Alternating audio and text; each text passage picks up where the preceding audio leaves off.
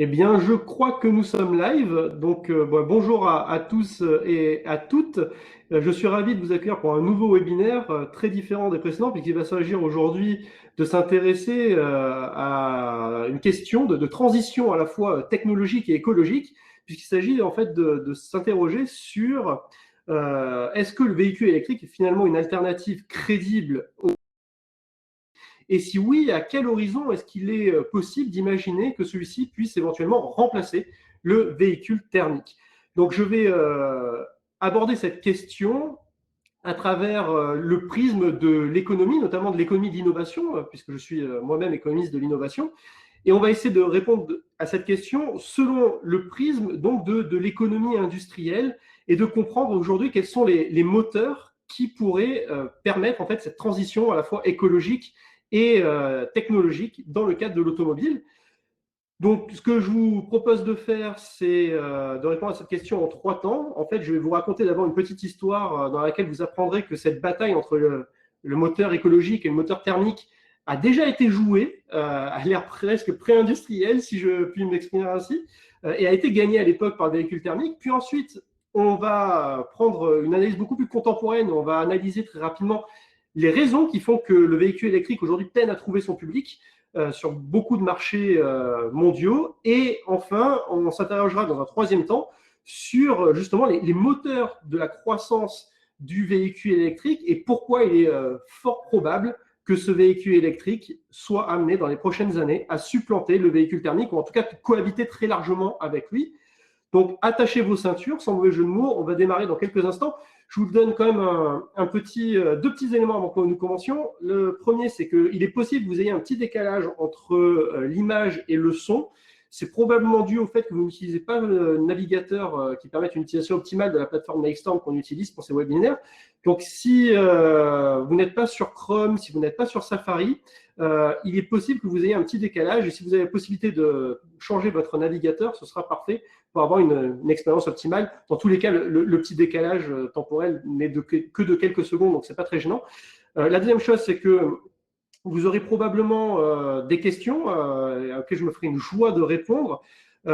Pour assurer la fluidité du webinaire, je les prendrai plutôt en fin de session. J'imagine qu'il y aura beaucoup de questions à la fois sur l'objet de la présentation, peut-être sur les conséquences de la transition technologique et énergétique autour des motorisations de véhicules. Bon, ben, on les prendra, on prendra le temps qu'il faut pour y répondre à la fin de ce webinaire. Donc voilà, on va passer une bonne heure, peut-être un peu plus ensemble, et on va essayer de faire en sorte que ce soit une heure de qualité. Allez, c'est parti, on va démarrer.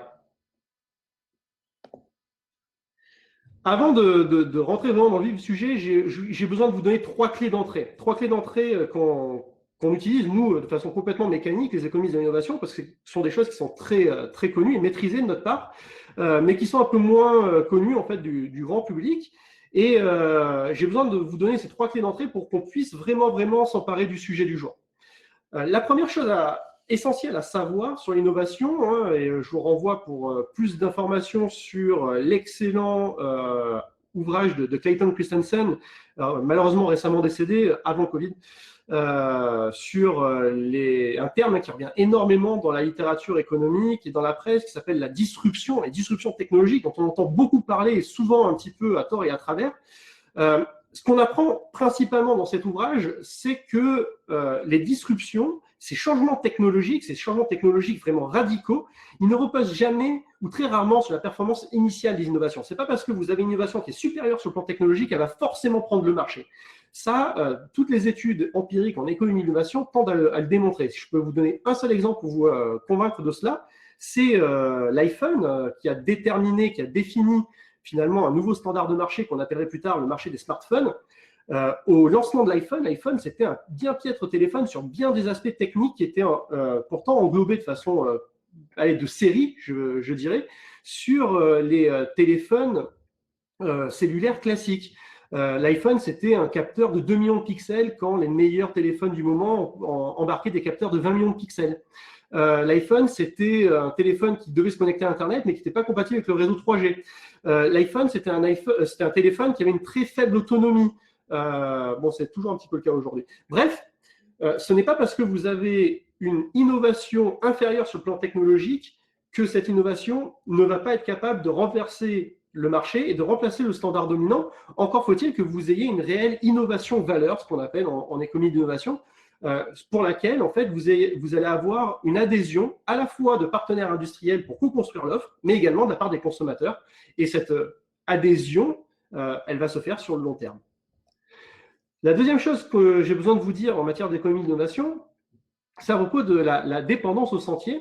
Là, je vous renvoie au développement de Paul David, par exemple, l'économiste, qui nous a montré en fait que lorsqu'une innovation crée une rupture sur le marché, lorsqu'elle finit par s'imposer, elle crée une sorte de dépendance au sentier en cela qu'il y a beaucoup d'innovations qui vont se greffer autour de l'innovation initiale, ce qui fait qu'on a de fortes chances de rester pendant très longtemps, sauf à vraiment proposer une rupture diamétrale technologique du marché, de rester sur ce qu'on appelle l'innovation incrémentale de suite, avec tout un tas d'innovations qui vont venir enrichir l'innovation initiale, mais sans changer la trajectoire technologique qui a été décidée au départ, à la fois par les industriels, à travers une dynamique d'offre, et par les consommateurs à travers une dynamique de demande.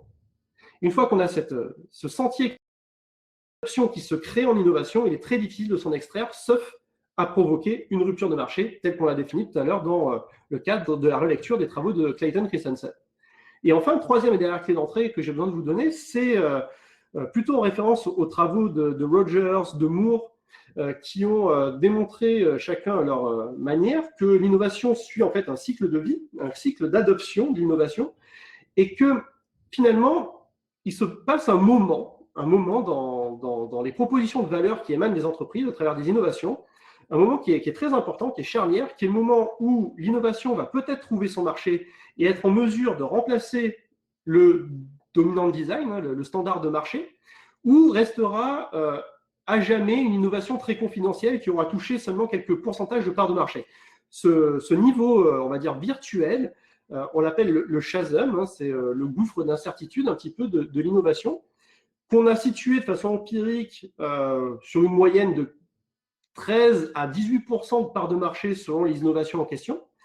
Et en fait, ce que vous devez retenir, c'est que dès lors qu'on arrive à dépasser ce chasm, donc ce 13 à 18% de parts de marché, il y a de fortes chances que l'innovation, la nouvelle innovation, chasse l'ancien standard de marché pour devenir le nouveau standard de marché. Donc, on va avoir besoin de ces trois clés d'entrée pour comprendre si le véhicule électrique a des chances de remplacer le véhicule thermique et si oui, à quel horizon. Alors, première étape de notre voyage dans le monde merveilleux du véhicule automobile, qu'il soit thermique ou électrique, je vous propose un petit voyage dans le temps pour vous raconter une histoire sur les origines de la domination du moteur thermique, c'est-à-dire qu'est-ce qui fait qu'aujourd'hui, la plupart des véhicules que l'on conduit dans le monde utilisent une technologie thermique, et vous serez peut-être surpris d'apprendre que cela n'allait pas forcément de soi au départ au tout début de cette industrie, et que cela découle en fait de choix industriels marqués qui ont été en faveur du véhicule thermique plutôt que du véhicule électrique. Parce que, aussi incroyable que cela puisse paraître, si je vous donne les chiffres de vente des véhicules électriques et des véhicules thermiques à la préhistoire de cette industrie, en 1900 par exemple, sur le marché américain, il se vendait plus de véhicules électriques que thermiques. Les véhicules électriques, c'était 63% de part de marché contre 37% pour le véhicule thermique. Mais le problème, c'est que c'était un marché embryonnaire. À cette époque-là, il s'écoulait 2500 unités de véhicules par an, autant dire rien du tout. On était à la préhistoire de cette industrie. Mais au tout départ, au tout début, retenez que le véhicule électrique a eu toutes ses chances parce qu'il faisait jeu égal avec le véhicule thermique. Et ce n'est que dans les années qui ont suivi, mais relativement rapidement en fait, que le véhicule électrique a clairement décroché vis-à-vis du véhicule thermique. Vous voyez qu'en 1905, soit 5 années plus tard, on n'était déjà plus qu'à 7% de part de marché pour l'électrique contre 93% pour le thermique, et qu'en 1920, eh bien, on avait 3 millions de véhicules thermiques qui se vendaient contre 400 véhicules électriques aux États-Unis. Autant dire, hop là, fin du match. Et là, pour le coup, le choix technologique, il est affirmé et il est confirmé par les choix des consommateurs. En fait, qu'est-ce qui s'est passé d'un point de vue analytique sur cette industrie-là? On a eu une industrie dans laquelle, je le disais tout à l'heure, le véhicule électrique a eu ses chances. Il a eu ses chances, pourquoi? Parce que au niveau des performances technologiques initiales, il était supérieur au véhicule thermique. Pourquoi? Parce qu'il est silencieux, il ne dégage pas d'odeur, parce qu'il y a un démarrage aisé. Rappelez-vous que les premiers moteurs thermiques, il fallait une manivelle pour pouvoir les démarrer. Ce n'était pas le cas du véhicule électrique, évidemment. Et puis, c'était un véhicule qui était adapté aux usages pré-20e siècle, fin du 19e siècle. Parce que l'automobile, à cette époque-là, n'était pas du tout un marché de masse. C'était un marché complètement embryonnaire. C'était un marché, en fait, qui intéressait uniquement quelques sportifs et quelques grandes fortunes qui allaient s'adonner au plaisir de la conduite motorisée sur des circuits. Il n'y avait pas encore toutes les infrastructures routières que l'on connaît aujourd'hui. Et ce n'est qu'à partir du moment où il y a eu beaucoup de véhicules en circulation que ces infrastructures routières ont émergé et dans lesquels en fait les États et les collectivités locales ont investi. Mais le véhicule électrique, lui, pour le coup, était complètement adapté à un usage automobile pré-20e siècle, c'est-à-dire pas un usage dédié au déplacement pour les trajets du quotidien ou le tourisme, mais un usage adapté à quelques personnes qui avaient envie de se faire plaisir dans le cadre d'un usage sportif. Du côté du véhicule thermique, très rapidement, on va contrebalancer les déficits initiaux à travers des choix déjà industriels qui sont affirmés. Là où le véhicule électrique a été conçu, a été fabriqué par des entreprises qui visaient des marchés de niche, encore une fois, des marchés même d'ultra niche, hein, de passionnés de l'automobile, du moteur, et plutôt d'un usage sportif, les premiers grands industriels de l'histoire de l'automobile, eux, ont de suite vu grand, ils ont vu grand marché, ils ont vu la voiture pour tout le monde. Et donc, ils ont mis en place des unités de production de façon à pouvoir inonder le marché rapidement de véhicules non seulement fiables, mais surtout que l'Américain moyen, en tout cas au début l'Américain aisé, mais ensuite l'Américain de plus en plus moyen, puisse s'offrir. Et je vous ai donné deux exemples sur le côté droit de la présentation. La première, c'est Curb Dash d'Oldsmobile, et à côté, c'est la légendaire Model T de Ford, qui sont des véhicules qui ont été produits à plusieurs dizaines de milliers d'unités pour la première et plusieurs millions d'unités produites pour la seconde. Quand vous êtes capable de pouvoir produire, de mettre en place un outil de production et un outil de distribution de façon à pouvoir produire et écouler autant de véhicules, il y a de fortes raisons de penser que même si votre technologie n'est pas forcément la meilleure, même si votre technologie n'est pas forcément la plus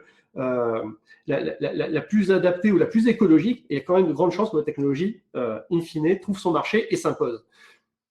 Autre élément qui a permis d'opérer la bascule, c'est que ces industriels-là, ils ont compris qu'il fallait qu'ils fassent évoluer leurs véhicules. Il fallait qu'ils arrivent à incorporer des nouveautés, à les rendre toujours plus accessibles sur le plan tarifaire, à les rendre de plus en plus sécures aussi à conduire. Et en fait, ils se sont inspirés, comme ce sont des industriels, de toute la recherche et développement possible, imaginable, celle qu'ils pouvaient mener en interne, mais celle dont ils pouvaient s'inspirer aussi de l'extérieur pour pouvoir améliorer leur véhicule. C'est ainsi que les batteries qui aujourd'hui sont de série dans tous les véhicules thermiques que nous conduisons, c'est une idée qui vient et qui a été empruntée des véhicules électriques et qui a permis de remplacer la fameuse manivelle de façon à ce qu'on n'ait plus à se fatiguer pour pouvoir démarrer le moteur. Bon, voilà, en ayant cette ouverture industrielle sur le monde de la recherche et du développement, et en ayant la capacité de pouvoir très rapidement s'inspirer de ce qui se fait de bien ailleurs pour l'intégrer à sa propre offre, eh bien, nos industriels de l'automobile ont réussi à gagner le marché. Et puis, évidemment, je passe là-dessus, mais il y a eu aussi beaucoup de marketing agressif, avec de très grandes sommes et de très grandes campagnes engagées par les industriels de façon à quelque part vanter les mérites de la voiture pour tous. Alors, quand on est sur ce genre de schéma, il se passe concrètement trois choses de façon très schématique en économie d'innovation. La première, elle se passe au niveau des constructeurs. Si on se positionne dans un graphique orthonormé dans lequel on mettrait le temps, mais le temps, c'est aussi un nombre d'unités produites, ça c'est le volume produit, puisque les unités industrielles produisent un peu plus chaque année, et qu'en axe des ordonnées, on met le coût unitaire, de façon très schématique, il se passe la chose suivante. Si vous restez à des volumes de vente qui sont relativement confidentiels et surtout stables pour le véhicule électrique, eh bien vous allez avoir des coûts unitaires de production qui vont rester peu ou prou les mêmes. En revanche, lorsque vous êtes capable de produire systématiquement, année après année, davantage de volume, vous générez ce qu'on appelle des économies d'échelle et d'envergure en économie. Et on estime ainsi que au tout commencement de cette industrie, les 15 premières années, quelque part, de cette industrie, entre 1900 et 1914, eh bien, les industriels de l'automobile ont réussi à diviser le coût de production par unité produite des véhicules thermiques par 3. Eh bien, évidemment, très rapidement, les véhicules thermiques, non seulement ont été plus nombreux sur le marché, mais en plus bien plus accessibles que les véhicules électriques. Donc ça, ce sont les économies d'échelle qu'on appelle aussi les effets d'apprentissage et d'expérience ou en bon anglais, le learning by doing. Du côté des utilisateurs, si on se place quasiment dans le même repère autonormé schématique, mais cette fois-ci on remplace l'axe des ordonnées, des abscisses par la maîtrise du produit, hein, le degré de connaissance et de maîtrise du produit qu'on apprend à connaître et à utiliser soi-même, eh bien, on arrive sur un effet miroir quasiment parfait, puisque il y a peu de raisons que vous ayez une meilleure maîtrise du produit, une meilleure connaissance du produit dans la mesure où les véhicules électriques restent très confidentiels. En revanche, si vous avez dans votre entourage beaucoup de personnes qui commencent à utiliser des véhicules thermiques, à les acheter, à vous les faire essayer, etc., il y a de fortes chances que la prochaine des voitures que vous achetiez soit une voiture sur laquelle vous avez été, pour laquelle vous avez été familiarisé quelque part et que vous avez été amené à connaître, voire même vous avez pu apprendre à conduire dessus et vous avez pu même passer un permis de conduire sur un véhicule thermique. Et donc, évidemment, ça, dans les premières années du lancement de cette industrie, ça a eu un impact majeur sur justement l'adoption du véhicule thermique plutôt que du véhicule électrique. Donc, on avait le learning by doing du côté des constructeurs. Du côté des utilisateurs, on a le learning by using. Hein, plus j'utilise, plus je vois, plus j'apprends. Et donc, plus je suis familier avec une technologie, plus il y a de chances que je l'adopte et que j'y reste fidèle. Et puis, il y a une troisième dimension qui est tout aussi nécessaire. C'est ce qui se passe au niveau de l'écosystème en fait, d'une technologie donnée, à travers ce que les économistes appellent les rendements d'adoption. Vous allez très vite comprendre de façon schématique, mais lorsque vous avez des volumes qui augmentent, des volumes de production et de vente qui augmentent, donc, on l'a vu, ça permet de baisser les coûts unitaires, ce qui se traduit, tout chose égale par ailleurs, par des produits qui sont très compétitifs sur le marché. On a à côté également des gains de qualité, parce que avec les effets d'expérience, avec l'innovation incrémentale, vous avez des véhicules qui sont de plus en plus fiables et de plus en plus qualitatifs. Et puis, vous avez aussi énormément de compléments qui viennent se greffer autour de l'innovation initiale. Dans le cadre de véhicules thermiques, ça va être des techniciens qui sont formés pour intervenir sur des véhicules thermiques. Ça va être des réseaux de distribution de carburant, pas de carburant électrique, de carburant fossile, thermique. Fourniture de pièces adaptées à des véhicules ou à des moteurs qui sont thermiques. Des carrosseries qui sont adaptées à des véhicules qui eux-mêmes ont une architecture thermique, etc., etc. Vous allez avoir tout un écosystème qui va se mettre en place pour et autour de la technologie dominante, parce que tout simplement, c'est là que vous allez avoir les meilleures perspectives de retour sur investissement lorsque vous lancez votre activité de complément. Et donc, comme ces compléments sont aussi visibles pour les consommateurs, qu'est-ce qui se passe? Les consommateurs estiment que du fait de l'existence de ces compléments, eh bien, le coût relatif d'utilisation d'un véhicule thermique par rapport à un véhicule électrique sera inférieur. Oui, parce que vous imaginez que si vous avez une panne avec un véhicule thermique, ce ne sera pas très difficile de trouver un réparateur, par exemple. Tandis que s'il vous faut une pièce adaptée à un véhicule électrique et conduit uniquement par quelques centaines de personnes dans le territoire, vous savez que vous risquez de payer très cher la pièce si tant est que vous la trouviez et qu'elle risque de mettre longtemps à vous arriver. Et pareil pour la qualité. Vous imaginez que parce qu'il y a beaucoup plus de volume de véhicules thermiques en circulation, vous allez avoir des véhicules qui sont de meilleure qualité, ce qui augmente la valeur perçue initiale pour la technologie, pour le dominant design. Et donc ça alimente un troisième effet, donc qui n'est plus le learning by using, qui n'est plus le learning by doing, qui s'appelle le lock-in, lock-in technologique. C'est notre fameuse dépendance au sentier dont je vous parlais tout à l'heure en introduction. Voilà comment, initialement, ces deux motorisations qui ont eu leur chance, eh bien, se sont traduites par une bataille concurrentielle qui a très rapidement versé du côté des véhicules thermiques. Et une fois que les premiers effets d'entraînement, les premiers rendements d'adoption ont été enclenchés, eh bien, tout le monde, tous les investisseurs, qu'ils soient de l'industrie automobile ou dans l'écosystème de l'industrie automobile, tout simplement, ont eu les mêmes anticipations et ont eu intérêt collectivement pour assurer leur retour sur investissement à ce que le véhicule thermique s'impose vis-à-vis du véhicule électrique. Je prendrai les questions en toute fin de webinaire. Mais j'ai bien noté votre question, Hervé. Donc ça, c'était pour la première étape de notre voyage. La seconde étape nous amène à nous interroger sur les raisons qui font qu'aujourd'hui, le véhicule électrique, dont on ne cesse de vanter les mérites, qui d'ailleurs est relancé sur le plan industriel depuis maintenant plus de 20 ans, on peut remonter au milieu des années 90 pour en parler. Pourquoi est-ce que, en matière d'adoption, ça freine toujours, sans mauvais jeu de mots?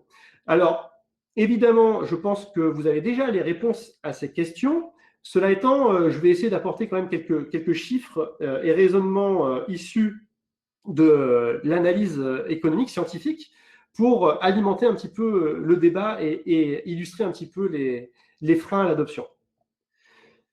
Donc déjà, commençons par le commencement. Lorsqu'on regarde les chiffres d'adoption et les courbes de progression du véhicule électrique, alors, par véhicule électrique, je prends en considération à la fois les véhicules 100% électriques et les véhicules hybrides, dans la mesure où beaucoup de pays en fait ne font pas de distinguo dans leurs chiffres entre les véhicules 100% électriques et les véhicules hybrides.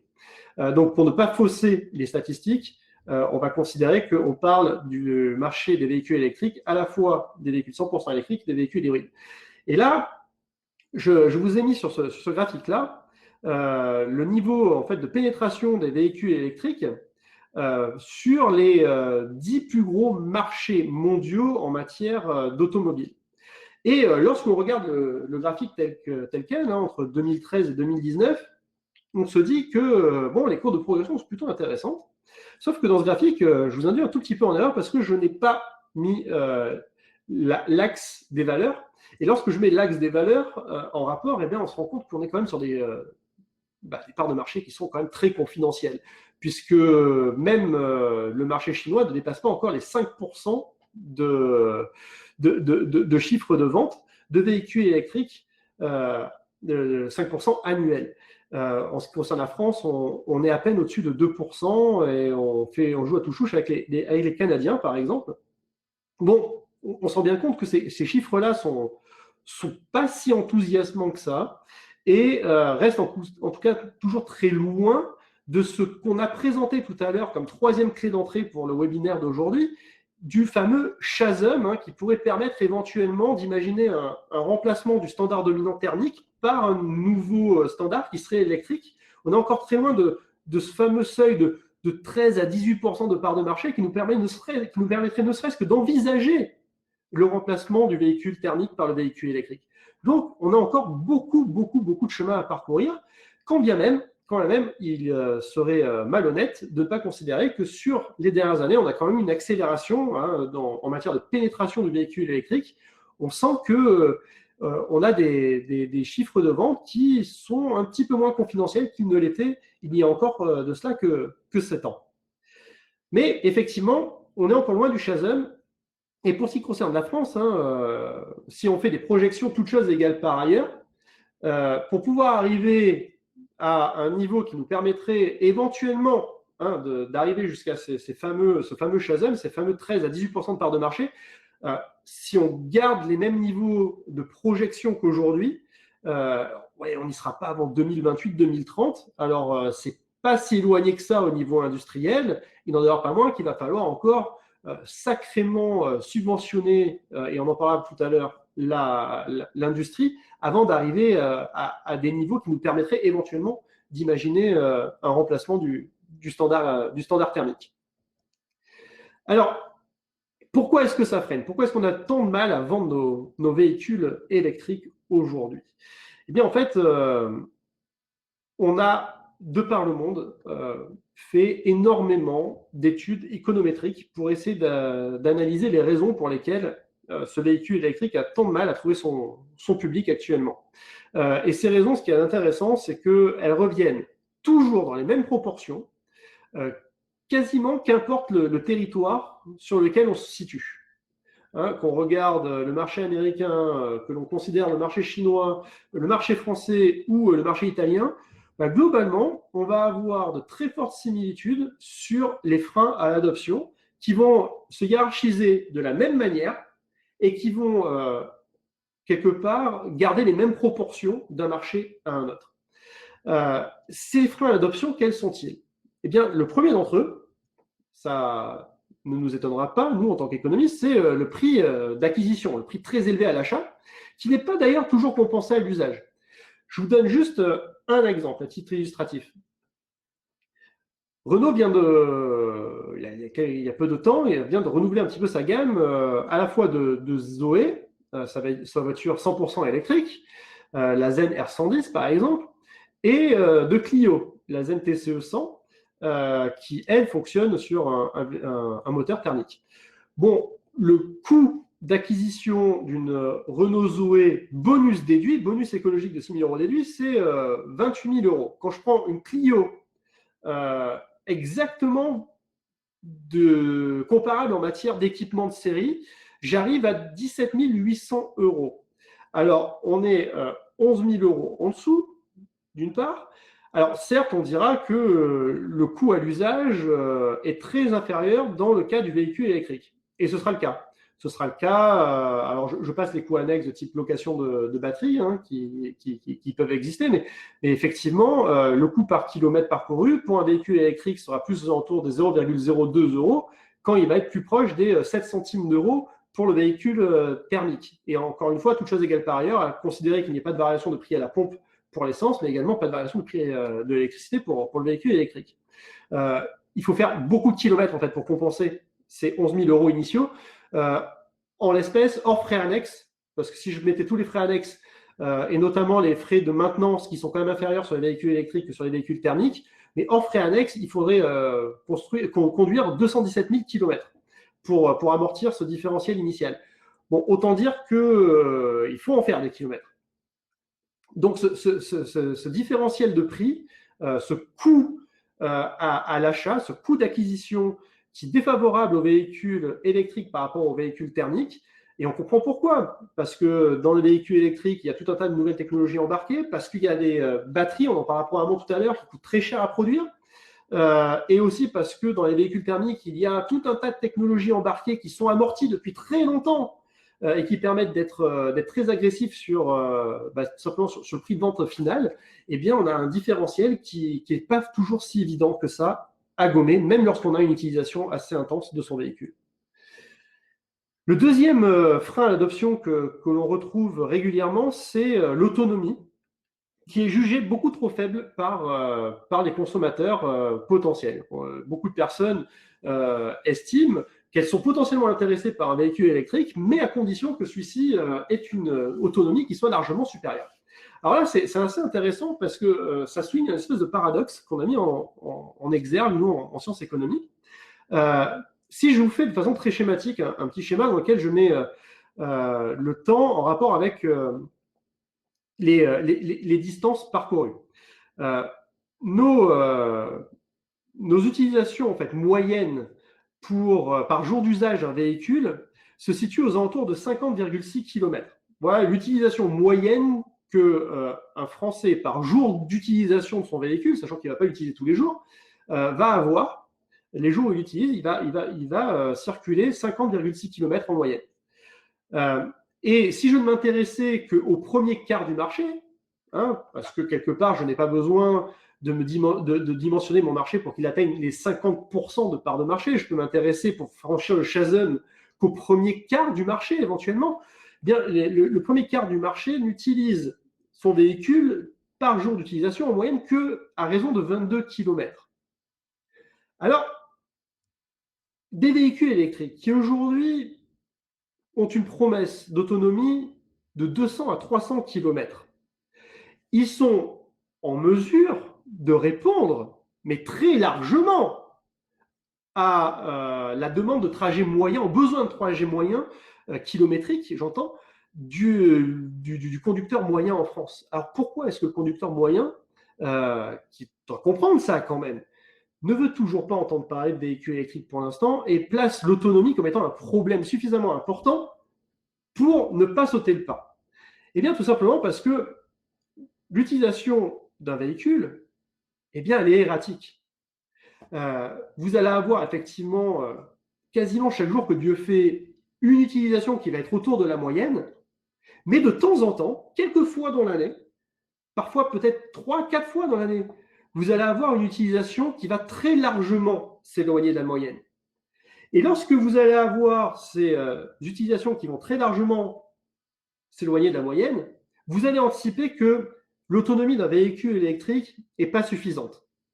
Parce que vous n'avez pas envie, lorsque vous faites un trajet Paris-Marseille, par exemple, eh bien, de devoir vous arrêter 2 à 3 fois pour pouvoir faire le plein d'énergie et arriver à destination. Et ce simple fait, cette simple anticipation que sur quelques trajets dans l'année, vous pourriez être en insuffisance d'autonomie, eh bien, ça suffit à ne pas sauter le pas de l'acquisition du véhicule électrique. Et en fait, c'est quelque chose qu'on sait, nous, les économistes, depuis des années, qui nous intéressons au dimensionnement des réseaux. On ne dimensionne jamais un réseau ailleurs que sur la pointe. Imaginez que si on dimensionnait un réseau électrique ou le réseau Internet par rapport aux usages moyens, mais dès que vous auriez des utilisations anormalement élevées, des appels énergétiques anormalement élevés ou des appels de bande passante anormalement élevés par rapport à la moyenne, vous auriez des blackouts, et on aurait des blackouts tous les jours dans le pays. Et aujourd'hui, où nous sommes malheureusement tous confinés pour les raisons qu'on connaît, on est heureux d'avoir un réseau Internet qui permet de s'écarter très largement d'utilisation moyenne et de ne pas saturer dès lors qu'on a des millions de personnes qui font appel à la bande passante au même moment parce qu'ils sont confinés toute la journée. Évidemment que pour qu'un réseau fonctionne bien, il faut qu'il soit dimensionné sur la pointe. Il faut que la plupart du temps, ils soient en mesure de pouvoir répondre au niveau de ses capacités aux utilisations, aux besoins qui sont exceptionnels et pas juste ordinaires. Et tant que la majeure partie des véhicules électriques n'auront pas augmenté ce niveau d'autonomie de façon à se rapprocher de cette pointe-là, eh bien, il y a fort à parier que dans leurs anticipations, les utilisateurs de véhicules thermiques qui éventuellement pourraient se trouver intéressés par des véhicules électriques, eh bien, réfléchiront à 2 fois avant de sauter le pas. Alors, très connecté au problème précédent, on a un troisième frein à l'adoption qui est révélé par les études économétriques, qui concerne le temps de recharge, qui est encore jugé comme trop long par la plupart des utilisateurs potentiels, tout simplement parce qu'aujourd'hui, vous avez non seulement une autonomie qui est supérieure sur les véhicules thermiques, puisque vous pouvez faire 500, 600, parfois 1000 km avec votre véhicule, et vous savez que lorsque vous allez lorsque vous allez avoir un niveau d'essence qui commence à baisser dangereusement au niveau du réservoir, vous n'aurez pas trop de difficultés à faire le plein et que faire ce plein va vous prendre peut-être 5 minutes top chrono. Là, aujourd'hui, pour le véhicule électrique, même si le réseau de charge se densifie jour après jour, même si les bornes rapides sont de plus en plus nombreuses, elles sont encore jugées très largement insuffisantes et de toute façon toujours trop longues dans leur capacité à pouvoir recharger la batterie. Tout simplement parce que même les charges, les superchargeurs aujourd'hui ont encore des temps de charge qui avoisinent l'heure pour pouvoir remettre le plein à votre véhicule électrique, ce qui est jugé encore beaucoup trop long par les utilisateurs du réseau routier qui ont été habitués et accoutumés à pouvoir conduire longtemps sans s'arrêter et longtemps sans avoir à faire un plein, et que ce plein, lorsqu'il y a besoin de le faire, eh bien, lui-même est un plein qui est ultra rapide parce qu'en 5 minutes, vous êtes reparti pour 1000 km. Donc là aussi, on a un problème. On a un problème qui se réglera à l'usage, je n'en doute pas, mais qui va demander encore de nos ingénieurs qui soient capables de faire des prouesses pour pouvoir mettre en place des superchargeurs de façon beaucoup plus massive, des superchargeurs, et qu'on ait aussi des batteries qui permettent aussi des recharges rapides qui soient montées de série. Donc j'en parlais précédemment, mais effectivement, donc, vous avez le problème de la densité et de l'accessibilité du réseau de charge qui est jugé comme étant insuffisant aujourd'hui. Je ne vais pas commenter ce tableau, mais il montre pour un panel de pays tout simplement quel est le niveau de chargeurs électriques disponibles sur la voie publique par milliers d'habitants. Et en ce qui concerne la France, on n'est pas encore vraiment au top parce qu'on est uniquement à 0,44 chargeurs disponibles pour 1000 habitants, ce qui est encore très largement insuffisant pour assurer la visibilité du réseau. Voyez qu'en Norvège ou en Hollande, où effectivement on a une population qui est moins importante et où aussi on a un maillage territorial qui est peut-être moins dur à opérer dans la mesure où on est sur des pays qui sont moins grands en superficie, on est quand même déjà à 2,53 bornes charge par millier d'habitants, ce qui est nettement plus visible et donc nettement moins anxiogène pour les utilisateurs potentiels. Et puis enfin, il y a tout un tas d'autres facteurs qui ressortent des études économétriques qui vont, oui, de la conscience environnementale, à la diversité de gamme, hein, parce qu'effectivement, on a nettement plus de diversité dans les véhicules thermiques qu'on en a dans les véhicules électriques, qui sont souvent comparés d'ailleurs par les consommateurs à des pots de yaourt. Et puis il y a aussi une symbolique autour du véhicule thermique, parce que ça mérite qu'on en dise un mot, mais je vous ai mis une illustration, les voitures nommées désir, mais lorsque pendant plus d'un siècle, vous avez fait un marketing ultra agressif pour faire de la voiture un objet de désir, un objet symbolique d'ascension sociale, un objet signe extérieur de richesse et de réussite, lorsque vous avez tout mis en œuvre depuis le design des véhicules jusqu'au marketing pour pouvoir créer cette symbolique forte autour du véhicule, bien ça ne s'évanouit pas du jour au lendemain. Et aujourd'hui encore, dans de nombreux pays, cette image du véhicule nommé désir et qui doit faire du bruit, qui doit démontrer sa puissance, sa vélocité, eh bien, elle est encore très solidement ancrée, mais parce que c'est la résultante de centaines de millions, pour ne pas dire de milliards d'investissements passés pour créer cette image. Et ça, il n'y a pas de raison que ça change du jour au lendemain, quand bien même on aurait décrété que rouler électrique est nettement mieux pour l'environnement. Donc, pour conclure sur ce point-là, effectivement, lorsque vous investissez aujourd'hui dans un véhicule électrique, probablement pour de très bonnes raisons, hein, ça peut être pas très adapté à votre usage, ou ça peut être aussi guidé par une conscience environnementale qui est très forte, il n'en demeure pas moins que vous subissez une désutilité relative par rapport à toutes les personnes qui utilisent et qui font le choix du véhicule thermique, ce qui place en fait le véhicule électrique dans une zone située à gauche du graphique de Moore où figure le fameux chasm. Et généralement, lorsqu'on est face à ce genre de situation, lorsqu'une innovation qui entend remplacer un standard dominant est dans cette situation-là, on a de désutilité relative, on a tendance à dire que le marché restera durablement un marché niche. Or, je vais essayer de vous convaincre du contraire, et ce sera la troisième et dernière partie de mon exposé. Mais avant cela, si vous voulez en savoir davantage sur justement les freins à l'adoption de véhicules électriques, je vous renvoie, je fais un petit peu d'autopromotion, ça fait jamais de mal, mais un épisode de la preuve par 3 que j'ai enregistré il n'y a pas si longtemps en podcast pour le site The Conversation et qui est nommé Essor du véhicule électrique, ça freine toujours, et qui est disponible publiquement sur le site The Conversation et gratuitement. Dernière étape de notre voyage du jour. Pourquoi est-ce que la matrice est en train d'être rechargée et pourquoi est-ce que le véhicule électrique va prendre sa revanche et pourquoi cette revanche-là, elle est inéluctable, en tout cas si on en croit le scénario prospectif que je m'apprête à vous délivrer dès à présent.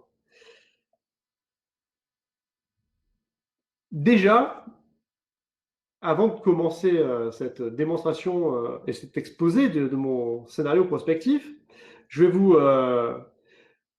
faire un petit clin d'œil. Je n'ai pas pu m'empêcher. J'ai retrouvé une archive du Figaro. Je vous la livre là dans la présentation, qui est magique, hein, parce que ça nous permet en fait de nous repositionner dans des contextes, et l'histoire a de la mémoire, et heureusement qu'il y a justement des archives de presse et des livres d'histoire pour ne pas perdre cette mémoire. Et regardez cet article du Figaro, hein, qui est titré « En 1900, le pic de pollution à Paris est dû aux moteurs à crottin ». Hein, les moteurs à crottin, donc finalement, toutes les calèches qui pullulent dans les villes de la capitale. Et je n'ai pas pu résister à l'envie de vous en citer un extrait, hein, de cet article-là. Voilà ce qu'on peut lire dans cet article. Donc j'ouvre les guillemets. Les bas-côtés sont de vastes et humides litières de crottin épaisses par places de plusieurs centimètres, et la ligne centrale est complètement sèche, luisante, propre, sans saleté, sans poussière, comme cirée par les caoutchoucs des automobiles. Vous avez bien compris qu'en fait, à l'orée du siècle dernier, il y a eu en fait cohabité dans l'espace public parisien, eh bien, les premiers véhicules thermiques, et qui ont eu des voies dédiées qui étaient centrales, qui étaient bétonnées, etc. Et où continuait en fait de circuler l'extrême majorité des moyens de locomotion de l'époque, qui étaient plutôt tractés par des chevaux, et ces moyens de locomotion étaient sur des voies dédiées sur les côtés de la route. Et la pollution de l'époque, c'était pas lié aux particules fines, c'était pas lié au rejet de CO2, c'était lié au crottin de cheval qui envahissait l'espace public et qui, en plus d'être nauséabond, était très très délicat à nettoyer. Donc vous voyez, ça permet en fait de repositionner un petit peu le schéma et l'histoire, ou plutôt le problème sur une perspective historique. Donc, qu'est-ce qui fait que finalement, on peut, sur des industries qui sont massives, et aussi massives que la voiture, éventuellement envisager que dans quelques années, on puisse être amené à rouler en électrique, tous les uns et les autres, malgré tous les problèmes, tous les freins à l'adoption que j'ai exposés dans les premières parties de mon exposé. Là, déjà, parce que la puissance publique, par le jeu de la normalisation, par le jeu de l'écriture des lois, des décrets, par les jeux des incitations industrielles, et j'en passe, elle a la possibilité d'aiguiller la concurrence, d'aiguiller l'innovation, et de donner un petit coup de pouce en l'espèce aux véhicules électriques, en faisant deux types d'actions. Une action sur la demande, à travers tout un tas de process, et puis une action également sur l'offre, également via tout un tas de mécanismes.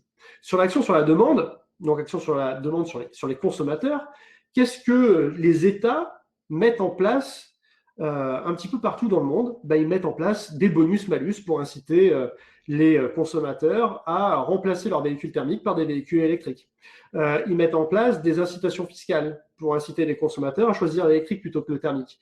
Ils mettent en place des subventions au niveau des stations de charge, notamment celles qui pourraient être mises dans les habitations individuelles ou dans les copropriétés.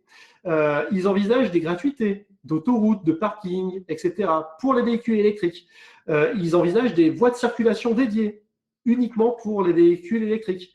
Ils envisagent aussi des interdictions pures et simples de certains carburants, notamment du diesel. Toutes ces actions mises bout à bout, ça crée en fait une incitation supplémentaire à investir dans le véhicule électrique plutôt que dans le véhicule thermique. Ça permet en fait de gommer une partie de la désutilité relative que l'on anticipe si on utilise un véhicule électrique plutôt que si on choisit un véhicule thermique. Donc l'État appuie la demande, mais l'État a également une action sur l'offre, sur les constructeurs automobiles. Qu'est-ce que fait l'État sur les constructeurs automobiles? Généralement, il fait deux types de choses. Dans le cas européen, ce que font les États, c'est plutôt de plafonner les niveaux moyens d'émissions, ce qui oblige en fait les constructeurs à hybrider de plus en plus leur gamme de façon à compenser. Donc globalement, qu'est-ce qui se passe? Les États disent, voilà, cette année, vous n'avez pas le droit, sur l'ensemble de votre parc automobile produit dans l'année, de dépasser un tel niveau d'émissions. Et pour pouvoir continuer à produire des très grosses cylindrées, eh bien, vous avez besoin, pour pouvoir compenser et ne pas dépasser ce niveau moyen d'émissions, tout simplement d'augmenter votre production de véhicules électriques ou hybrides. C'est comme ça que ça se passe plutôt en Europe. En Chine, c'est encore plus drastique que ça. C'est des quotas de production de véhicules électriques, directement.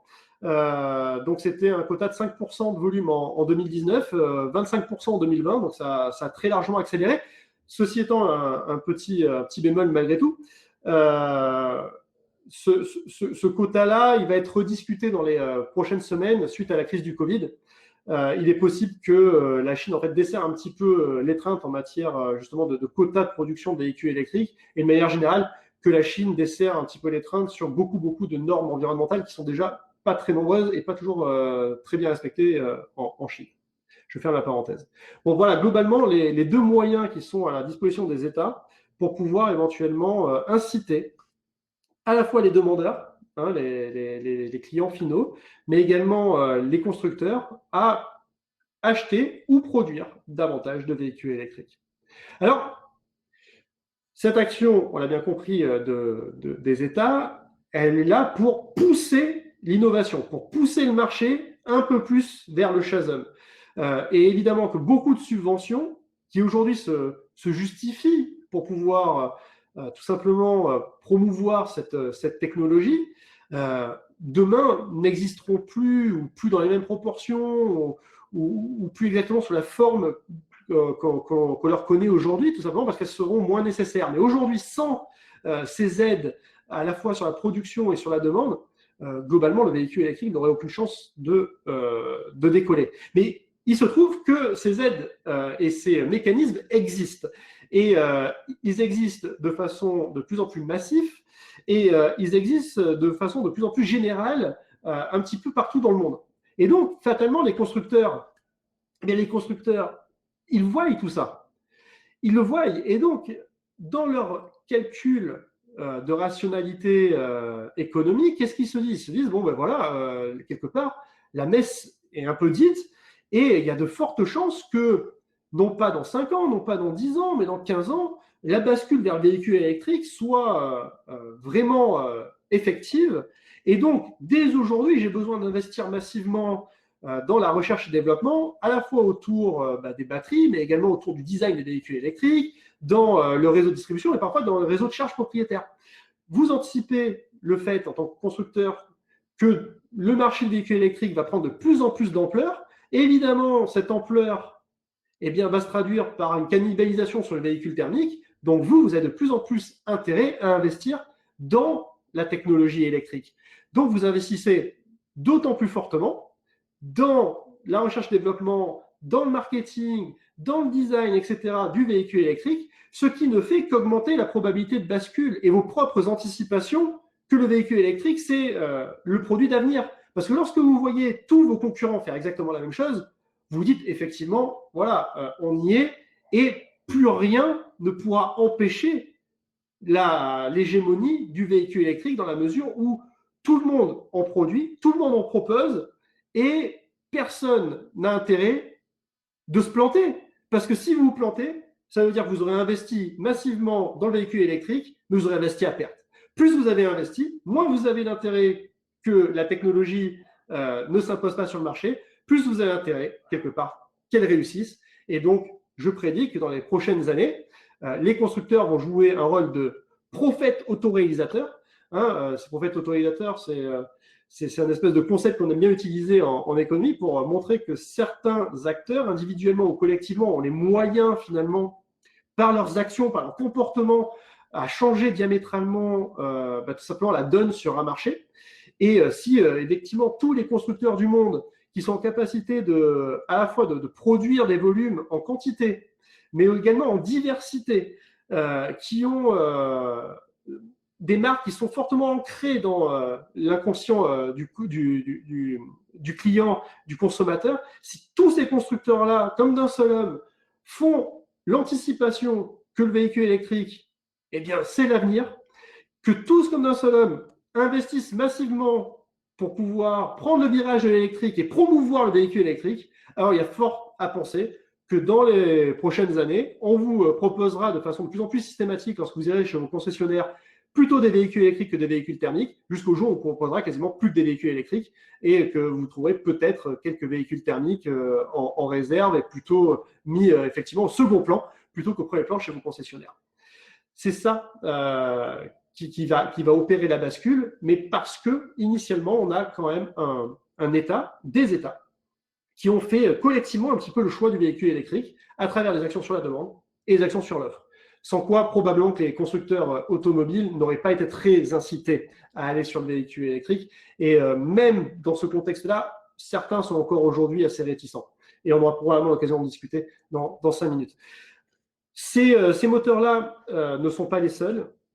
Il y a d'autres moteurs qui jouent sur les anticipations des constructeurs.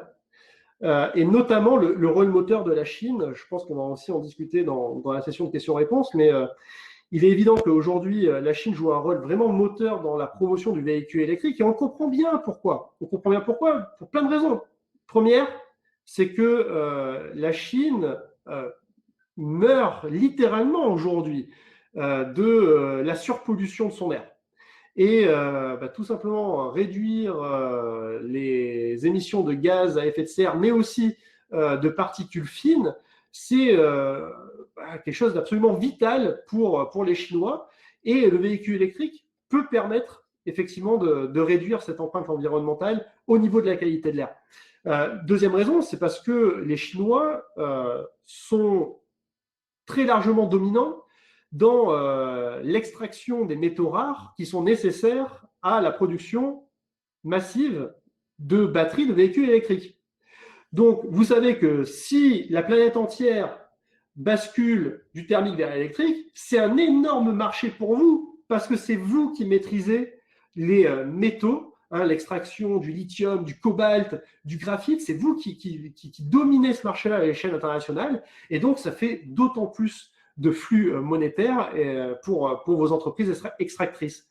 Et troisième raison, c'est qu'en plus de maîtriser l'amont de la chaîne de valeur, c'est-à-dire l'extraction des métaux rares, vous maîtrisez aussi la technologie qui aujourd'hui est utilisée dans la plupart, on peut dire la quasi-totalité des batteries pour véhicules électriques. La batterie lithium-ion, c'est une technologie chinoise brevetée en Chine, et c'est vous qui avez la main mise dessus. Alors là-dessus, il y a probablement beaucoup d'innovations qui vont venir, de nouveaux standards de batteries qui vont émerger, qui seront plus durables, qui seront technologiquement agencés différemment et qui seront peut-être des initiatives européennes ou occidentales au sens très large.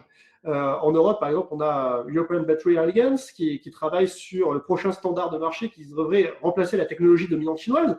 Mais toujours est-il qu'aujourd'hui, qualité de l'air, mainmise sur l'extraction et tout simplement ascendant technologique sur la technologie lithium fait que la Chine pousse très fort pour l'adoption du véhicule électrique. Dans les autres moteurs qui jouent sur les anticipations des constructeurs automobiles, il y a aussi le syndrome Tesla. Tesla, aujourd'hui, réussit un espèce de tour de force qui est de tout simplement réussir à vendre beaucoup de voitures électriques, alors que ces voitures électriques sont parmi les plus chères du marché. Or, on avait vu que le prix était un facteur de nombre d'adoption, d'ailleurs le premier de ces facteurs de nombre d'adoption. Et pourtant, Tesla croule sous les commandes tellement qu'il n'arrive pas à toutes les honorer d'ailleurs. Et donc, qu'est-ce qui se passe? Tout simplement, Tesla a réussi à se créer une image d'innovativité tellement forte qu'il arrive sur le marché de niche des personnes un petit peu aisées à tout simplement vendre des véhicules électriques un peu particuliers, parce que ce sont des véhicules électriques plutôt sportifs, haut de gamme. D'ailleurs, j'ouvre une parenthèse, mais dans une batterie de Tesla, vous avez l'équivalent de 6 à 8 000 batteries de téléphone mobile, c'est pas rien. Ça vous laisse imaginer un petit peu ce qu'il faut investir en matière de création de batteries pour arriver à un niveau d'autonomie qui permette derrière d'avoir une expérience de conduite telle que les Tesla le proposent. Ça vous fait aussi imaginer un petit peu les problèmes que ça pose en matière de recyclage, mais avant ça même en matière de poids de la batterie.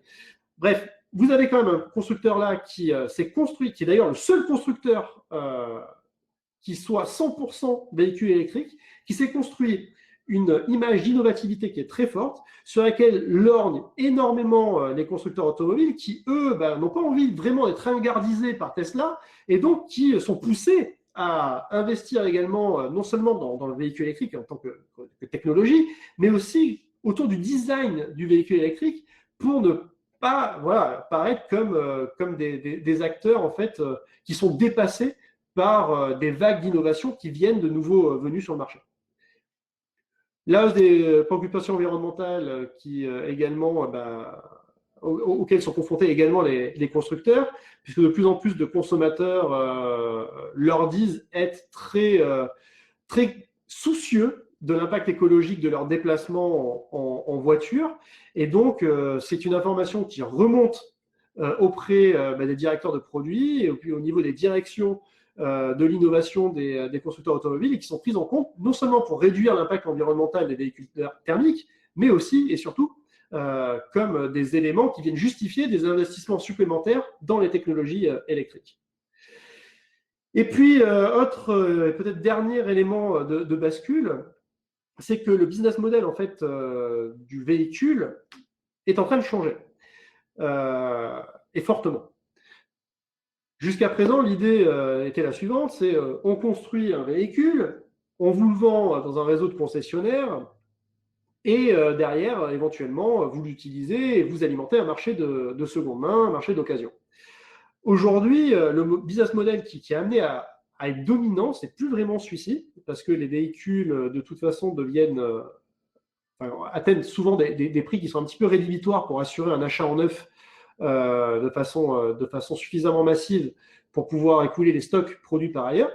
L'idée, c'est plutôt d'augmenter à la fois les flottes, les gestionnaires de flotte qui achètent les véhicules en gros aux constructeurs pour les louer à leurs clients. Ça peut être des clients entreprises, mais ça peut être des clients particuliers aussi. Et c'est l'augmentation aussi du leasing. Vous êtes plutôt locataire de votre véhicule, éventuellement avec une option d'achat, que propriétaire de ce véhicule-là. Et le fait que ce business model est en train de changer, ça veut dire quoi? Ça veut dire que si vous avez de plus en plus de véhicules qui sont adossés à des objectifs finalement de rentabilité qui sont différents, notamment en matière de rentabilité horaire à l'utilisation. Ça veut dire quoi? Ça veut dire que les personnes, qu'elles soient gestionnaires de flotte ou entreprises qui passent par des gestionnaires de flotte ou des particuliers qui auraient des contrats de leasing, vont être beaucoup plus précautionneux vis-à-vis du taux d'utilisation. Donc faire en sorte que le taux d'utilisation de leur véhicule soit de plus en plus optimisé de façon à ne pas perdre d'argent sur leur contrat. Ce qui veut dire qu'en matière de véhicules électriques, si tant est qu'on fait l'hypothèse que les véhicules proposés par les flottes ou les véhicules en leasing proposés par les concessionnaires en particulier sont de plus en plus électriques, eh bien, vu que le coût d'utilisation du véhicule électrique, on l'a montré tout à l'heure en début de webinaire, sera un coût qui va être décroissant en fonction du taux d'utilisation et du nombre de véhicules électriques en circulation en même temps sur un territoire donné. Eh bien, ce coût complet du véhicule électrique, qui aujourd'hui est un frein à l'achat, est un coût qui risque réellement de baisser dans les prochaines années et donc tout simplement de renforcer la compétitivité prix du véhicule électrique. Et donc, tout ça pour vous dire quoi? C'est que même l'Allemagne, même les constructeurs automobiles allemands qui ont le plus à perdre, in fine, vis-à-vis de la transition vers l'électrique, tout simplement parce qu'ils maîtrisent très bien le véhicule thermique, eh bien, tous y sont mis. Tous y sont mis, tant et si bien que certains économistes prédisent tout simplement la mort en fait, du moteur thermique à combustion. Et la question, c'est plus vraiment si et comment est-ce qu'il va mourir, c'est plutôt une question de quand. Quand est-ce que cette bascule va s'opérer entre le véhicule électrique et le véhicule thermique. Alors, évidemment, la démonstration s'arrête ici, mais c'est aussi là où commence la réflexion et la conversation, parce que derrière cette bascule technologique, il y a tout un tas de questions qui vont se poser, et notamment des questions de souveraineté, puisque je vous le disais tout à l'heure, les métaux rares sont détenus essentiellement par des entreprises chinoises et par des intérêts chinois, parce que la technologie électrique est également aujourd'hui une technologie sur laquelle les Chinois sont dominants, Mais il y a aussi des questions écologiques qui vont se poser parce que ces véhicules qui sont peut-être zéro émission au niveau du gaz, du pot d'échappement, qu'elles n'ont pas d'ailleurs, ce sont quand même des véhicules qui nécessitent de l'énergie pour pouvoir être rechargés. Et cette énergie, elle se pose la question de savoir comment est-ce qu'elle est produite. Est-ce qu'elle est produite avec des facilités de production nucléaire ou plutôt des facilités de production carbonées, charbon, les énergies fossiles, etc. Et puis, il va se poser la question aussi de recyclage de ces batteries, parce qu'aujourd'hui, on a des usines de recyclage, je pense notamment à la SNAM en Aveyron, qui est en capacité de recycler une grande partie des batteries électriques qu'on lui fournit. Mais que se passera-t-il en matière de capacité de recyclage si d'un coup d'un seul, on dépasse les quelques milliers, les quelques dizaines de milliers de véhicules électriques en circulation pour passer à des niveaux qui sont de l'ordre de la centaine de milliers, du million, etc. La question va clairement se poser. Et aujourd'hui, en fait, on a la capacité de se poser de bonnes questions et certains les posent. Je vous renvoie vers l'ouvrage de Guillaume Pitron, qui est un journaliste qui a écrit cet ouvrage de fin 2017 qui est exceptionnel, qui s'appelle La guerre des métaux rares et qui montre un petit peu quelles sont les dimensions à la fois géostratégiques mais également écologiques derrière l'utilisation massive de ces métaux rares qu'on utilise notamment pour fabriquer des véhicules électriques. Je vous remercie pour votre attention. On se quitte sur cette photo de la Tesla d'Elon Musk qui a été envoyée dans la stratosphère, dans l'espace.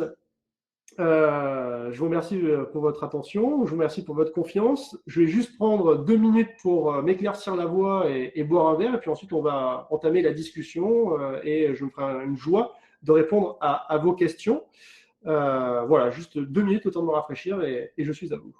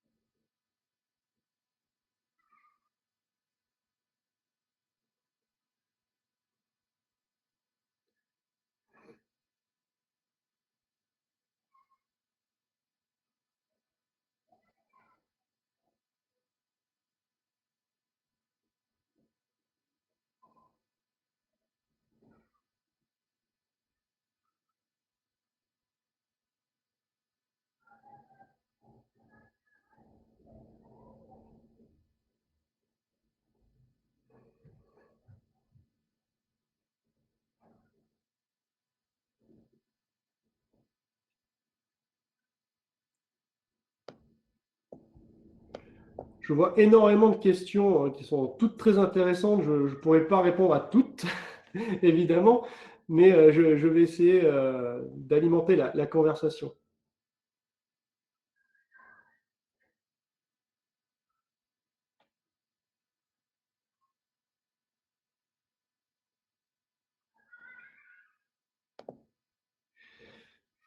Donc, il y a une question qui m'est posée par Sabah et qui me parle du nickel, voilà, qui est un métal qui est utilisé notamment pour la construction de véhicules, de batteries électriques, mais pas uniquement.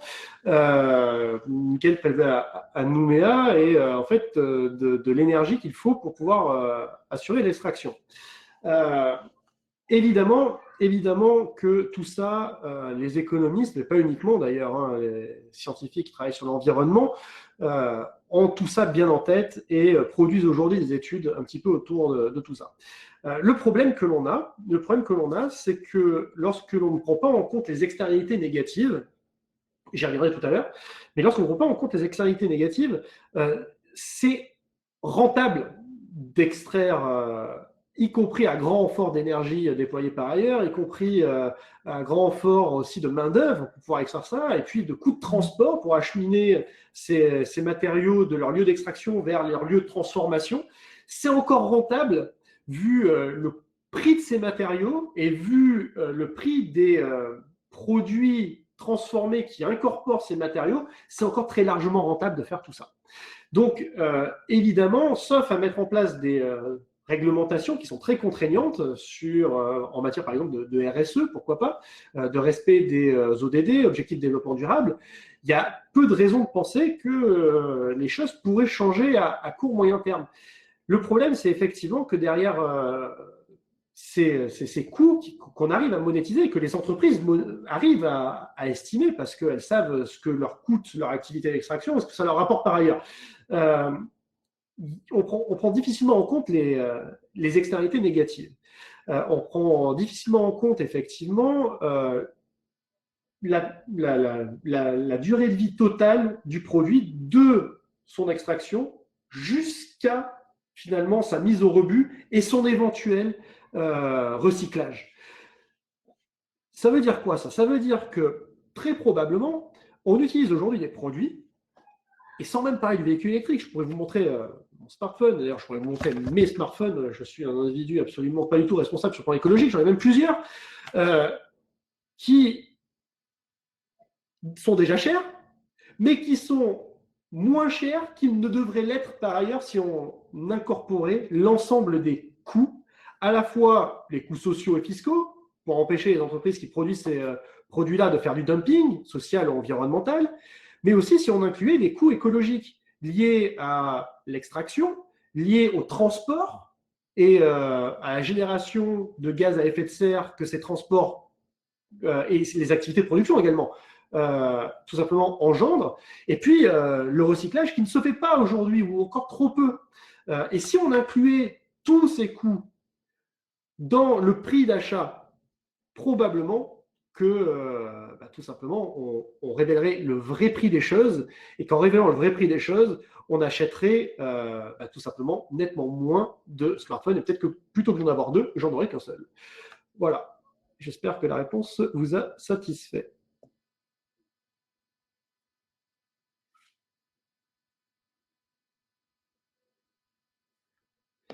Alors, j'ai une question super technique là, que vient me poser Olivier,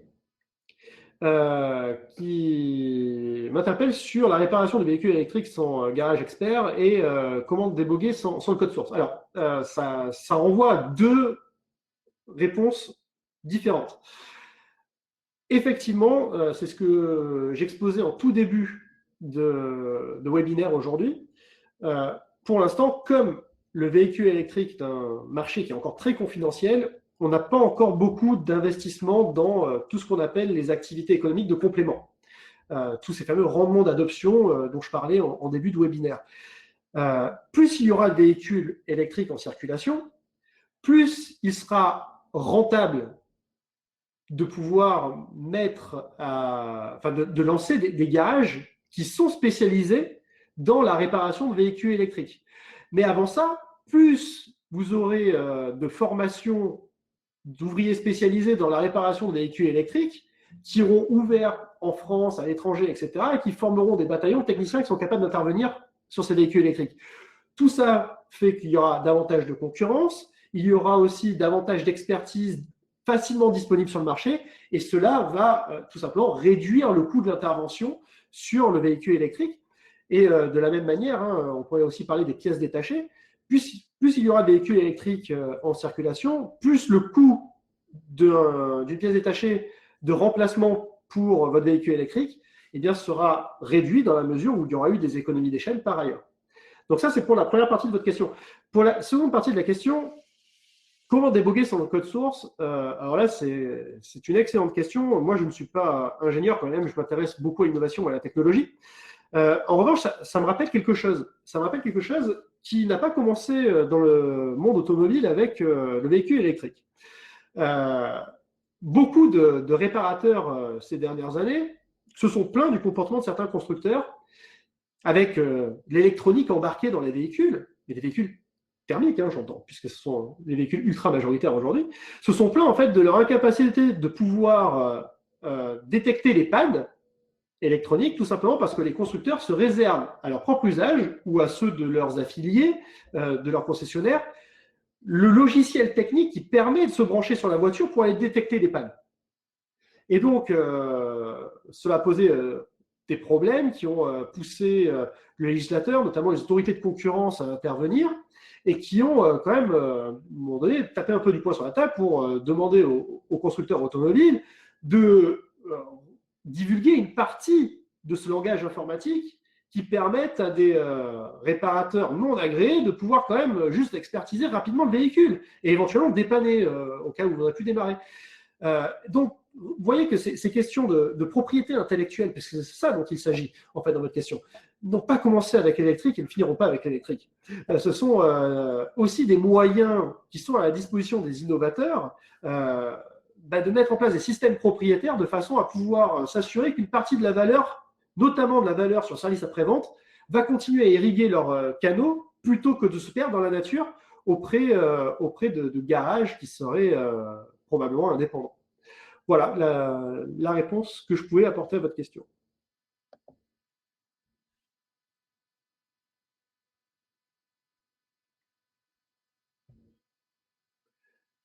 Merci pour votre bon mot, Florent. Florent est un habitué de mes webinaires. Et Florent pose la question de savoir si le secteur de l'assurance peut aider les constructeurs à faire adopter le véhicule électrique. Alors, je dirais intuitivement oui, sans en avoir l'absolue certitude, dans la mesure où je n'ai pas travaillé sur la question scientifiquement et ce n'est pas quelque chose que j'ai regardé récemment. Mais il est évident que le secteur de l'assurance, mais qu'il y a d'autres problèmes à régler en ce moment, je ne vais pas revenir dessus, mais peut-être que le véhicule électrique n'est pas vraiment au cœur de leurs préoccupations actuelles. Mais le secteur de l'assurance, en mettant en place des offres qui sont, allez, on va appeler ça de la discrimination positive en faveur du véhicule électrique, pourrait évidemment être des alliés de poids pour les constructeurs pour faire adopter le véhicule électrique. Tout simplement parce que l'assurance automobile, c'est une assurance obligatoire, quoi. Et comme c'est une assurance obligatoire, c'est évidemment, et qu'elle coûte quand même sacrément cher pour un utilisateur moyen de véhicule, eh bien, comme c'est un centre de coût important, évidemment que si vous avez des incitations au niveau de votre contrat d'assurance à prendre de l'électrique plutôt que des véhicules thermiques, ça peut se traduire, in fine, par une réduction de ce différentiel de coût relatif dont je parlais dans le webinaire en faveur du véhicule électrique par rapport au véhicule thermique. Tout est bon à prendre dans cette bataille industrielle.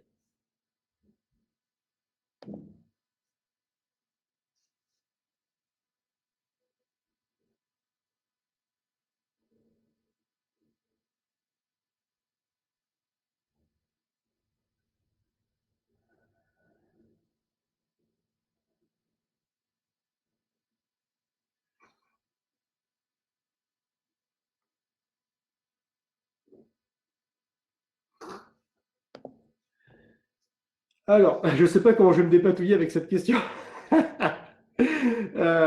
Comment peut-on raisonner énergie verte sans prendre en compte les externalités négatives? Pourquoi parle-t-on d'énergie verte si on ne prend en compte que les externalités positives? Comment je vais me dépatouiller avec ça? Je vais essayer de prendre les choses les unes après les autres. Évidemment que le scientifique ne peut se satisfaire d'un raisonnement qui occulte les externalités négatives. Et c'est ce qu'on fait, nous, au quotidien, qui travaillons sur ces marchés-là. On cherche à révéler les externalités négatives pour alerter l'opinion, mais également le législateur, les constructeurs et l'ensemble de la filière automobile sur tout simplement l'impact écologique réel de leur production, d'ailleurs qu'elle soit thermique ou électrique. Donc évidemment que nous, les scientifiques, on ne se satisfait pas d'un système qui met toutes les externalités négatives sous boisseau et ne considère finalement que les externalités positives. Mais le problème derrière tout ça, c'est qu'il y a des jeux qui sont des jeux stratégiques à plusieurs bandes qui sont extrêmement complexes. Il y a du marketing, par exemple, déjà pour commencer.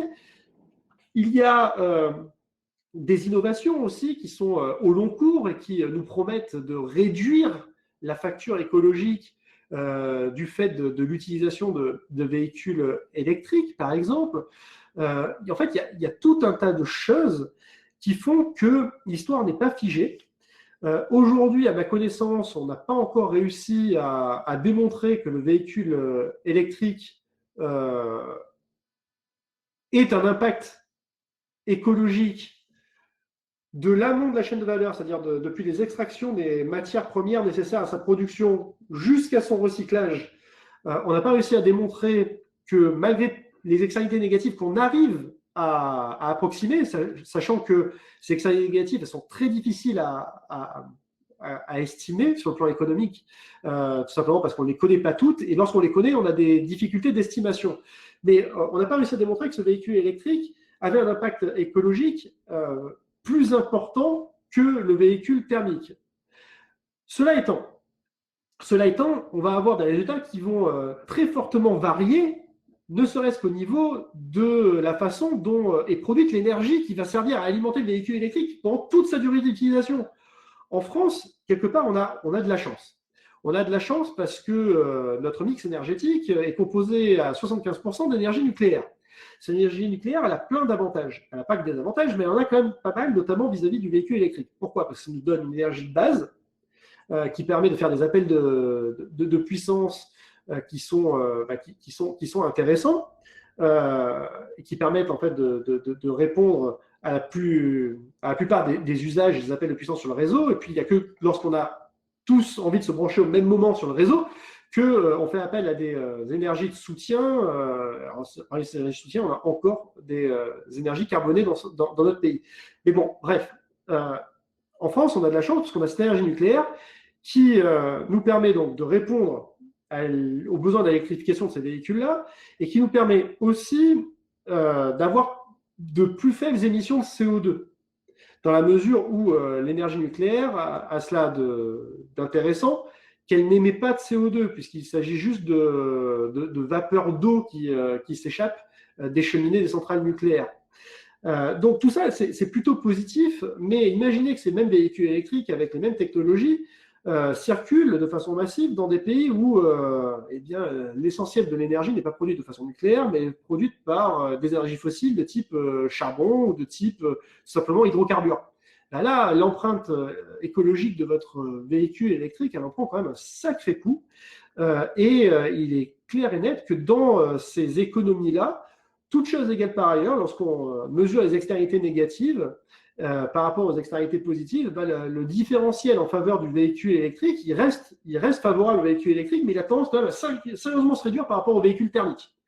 Donc évidemment que tout ça est extrêmement complexe, et là je l'ai pris qu'un maillon de la chaîne de valeur qui est celui de l'utilisation. Il faudrait aussi prendre en compte la question du recyclage des batteries, dont on a pu évoquer tout à l'heure que ça posait problème en matière d'empreinte écologique et de capacité de recyclage par ailleurs, la question de l'extraction et des conditions d'extraction des matières premières, et notamment des métaux lourds qui composent les batteries, etc., et la pollution des sols éventuellement que ça peut engendrer lorsque c'est mal recyclé. Évidemment, tout ça sont des externalités négatives sur lesquelles les scientifiques vont être extrêmement vigilants. Mais c'est le jeu, pour finir de répondre, c'est le jeu des personnes pour qui l'intérêt commercial est de vendre du véhicule électrique, de ne communiquer que sur les externalités positives. Tout le monde le comprend bien. Alors j'ai une question d'Eric qui m'interpelle sur la question de l'utilisation des véhicules électriques en ville. Eh bien, en fait, j'aurais tendance à répondre oui à cette question. Est-ce que c'est un moyen de limiter la pollution dans les villes? Oui, dans la mesure où le véhicule électrique aujourd'hui a surtout un usage qui est dimensionné justement pour des utilisations urbaines ou voire périurbaines, mais vraiment très proches des centres urbains quand même. C'est là qu'il est le plus à l'aise, c'est là où il consomme le moins, déjà pour commencer. C'est là où vous aurez en fait des niveaux de durabilité de votre batterie qui seront optimisés. Donc, vous aurez moins besoin de refaire le plein d'énergie souvent dans ces milieux-là. C'est aussi en fait là où on a des problèmes majeurs, et ce ne sera pas un scoop, en matière de qualité de l'air dans les centres urbains, et le véhicule électrique, en ce qu'il n'émet pas ne rejette pas de gaz carbonique, eh bien, est un plus évidemment pour la qualité de l'air en zone urbaine. Cela étant, ça ne résout pas tous les problèmes parce que le véhicule électrique, notamment à travers un système de freinage, continue d'émettre des particules fines dont on sait qu'elles provoquent des externalités négatives, notamment en matière de santé sur le long terme, qui sont absolument déplorables.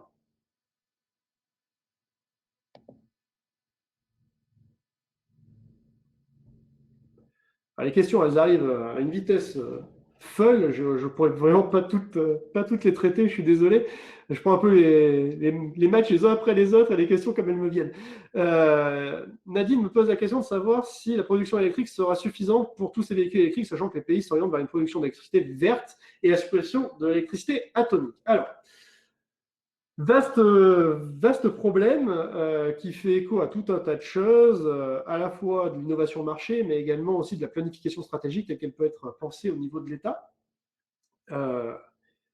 Il est évident que plus vous aurez de véhicules électriques en circulation, toutes choses égales par ailleurs, vous aurez besoin de davantage d'appels de puissance pour pouvoir les recharger. Là-dessus, c'est à peu près clair. Ce qui est beaucoup moins clair, c'est la trajectoire technologique. Il n'est pas interdit de penser que dans quelques années, nos véhicules électriques se soient améliorés et nous permettent tout simplement de les recharger moins souvent, donc de faire moins appel justement au réseau électrique pour les recharger, parce que tout simplement, ils ont gagné en autonomie. Et puis, on peut aussi imaginer d'autres choses. On peut imaginer aussi que notre système de distribution d'énergie lui-même évolue. On peut imaginer qu'aujourd'hui, nos systèmes électriques qui ne sont pas très intelligents deviennent intelligents. C'est ce qu'on appelle les smart grids. Les smart grids, ce sont, de façon très schématique, des réseaux de distribution d'énergie qui, plutôt qu'être uniquement descendants depuis les usines de production vers les lieux de consommation de l'énergie, sont en fait des réseaux qui permettent d'avoir une circulation de l'énergie dans les deux sens, à la fois ascendante et descendante. Ce qui veut dire que quoi en fait Ce qui veut dire que si à terme on transforme notre réseau de distribution d'énergie pour en faire des smart grids et que l'on fait à grande échelle, nos véhicules électriques qui se branchent sur le réseau, ils peuvent être à la fois des véhicules électriques qui cherchent à se recharger sur le réseau, mais ils peuvent être également autant de batteries décentralisées qui peuvent alimenter le réseau en retour. Et donc, ces réseaux électriques intelligents peuvent être aussi une réponse sur le moyen long terme à l'augmentation des véhicules électriques en circulation. Et puis, il y a des innovations sur le marché aussi qui peuvent apparaître. Donc, j'ai parlé déjà des innovations en matière de batterie qui pourraient, quelque part, en améliorer l'autonomie. On pourrait aussi imaginer qu'on ait des bornes électriques de recharge qui soient beaucoup plus accessibles sur l'ensemble du territoire et qui fassent appel à moindres appels de puissance pour pouvoir, sur le réseau pour pouvoir les alimenter. Et puis, on peut aussi imaginer que le kilowattheure produit nous permette de parcourir plus de kilomètres dans un véhicule électrique de nouvelle génération qui nous permet de le faire aujourd'hui. Tout simplement parce que nos constructeurs automobiles vont avoir des années pour pouvoir réfléchir à l'ergonomie de leur véhicule, sur l'aérodynamisme, etc., de façon à ce que la même capacité de puissance injectée dans le véhicule nous permette de conduire plus longtemps et plus loin. Donc en fait, on ne peut pas raisonner sur ce genre de questions de façon statique parce que tout bouge de façon constante tout autour. Et puis, il n'est pas interdit de penser qu'un jour, on arrivera à faire nos OPR. Il n'est pas interdit de penser qu'on aura aussi réussi une transition énergétique plus forte au niveau des énergies renouvelables qui ont un petit peu le défaut de leur qualité.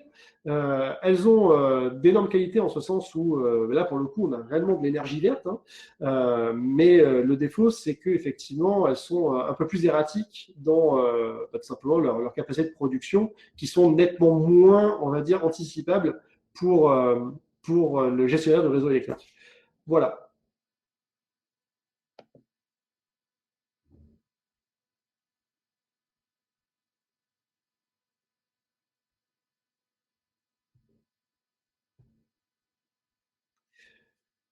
Le véhicule électrique est-il un relais de croissance incontournable pour nos économies occidentales?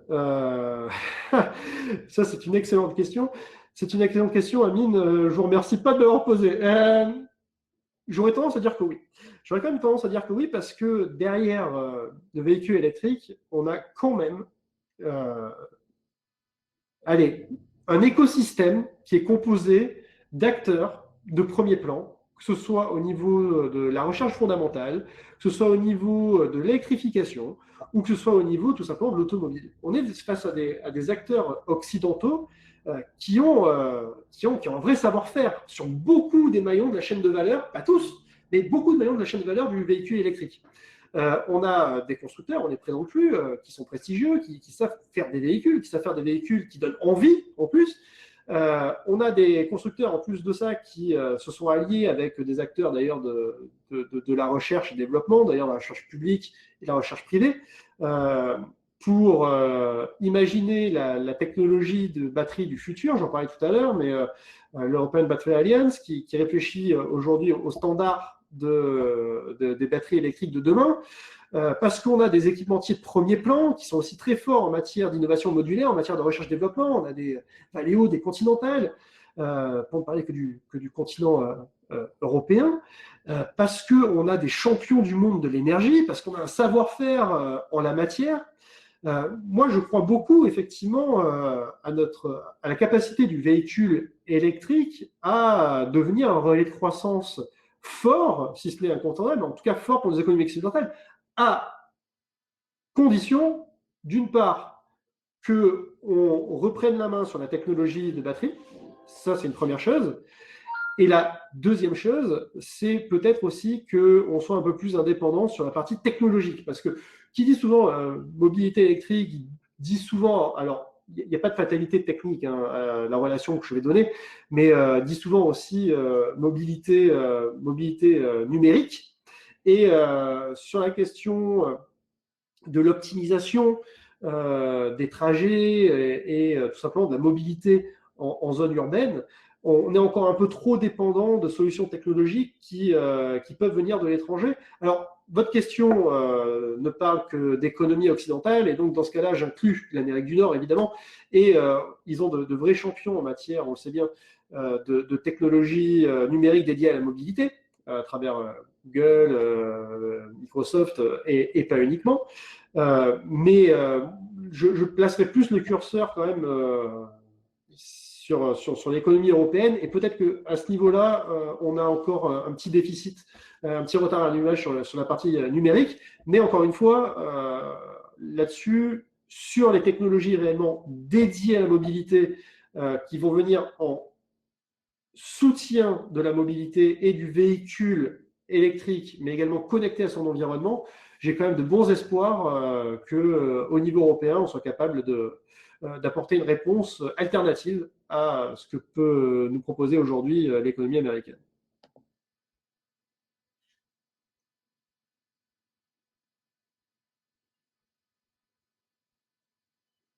Voilà, donc j'ai trop de questions, elles sont toutes très intéressantes, et malheureusement plus beaucoup de temps pour y répondre. Michel me pose la question de savoir l'énergie solaire envisagée comme solution à l'absence d'autonomie des véhicules électriques. La vérité, c'est que j'en sais rien, mais que j'en doute.